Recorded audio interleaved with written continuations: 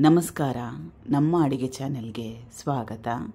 ಇವತ್ತಿನ ವಿಶೇಷ ರುಚಿಕರವಾಗಿರೋ ಅಂಥ 2 ರೆಸಿಪಿಗಳು. ಒಂದು ರೆಸಿಪಿನ ಇವತ್ತು ತೋರಿಸ್ತಾ ಇದ್ದೀನಿ, ಸೈಡ್ ಡಿಶ್ ರೆಸಿಪಿನ ನಾಳೆ ವಿಡಿಯೋಲಿ ತೋರಿಸ್ಕೊಡ್ತಾ ಇದ್ದೀನಿ.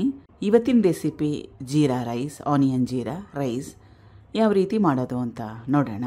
ಬಾಣಲೆ ಇಟ್ಕೊಂಡಿದ್ದೀನಿ. ಎಣ್ಣೆ ಸುಮಾರು 2 ಚಮಚದಷ್ಟು.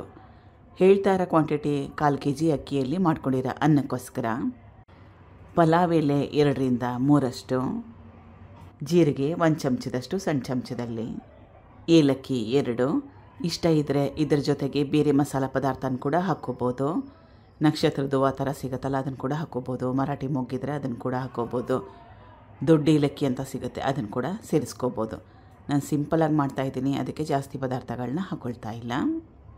ಕಟ್ ಮಾಡಿ ಇಟ್ಕೊಂಡಿರೋ 2 ಮೀಡಿಯಮ್ ಸೈಜ್ ಈರುಳ್ಳಿ, ಹಸಿಮೆಣಸಿನ್ಕಾಯಿ 2. ಈಗ ಈರುಳ್ಳಿಲಿರೋ ಹಸಿ ವಾಸನೆ ಹೋಗಬೇಕು, ಸ್ವಲ್ಪ ಹೊಂಬಣ್ಣ ಬರಬೇಕು, ಅಲ್ಲಿವರೆಗೂ ಬೇಯಿಸ್ಕೋಬೇಕು.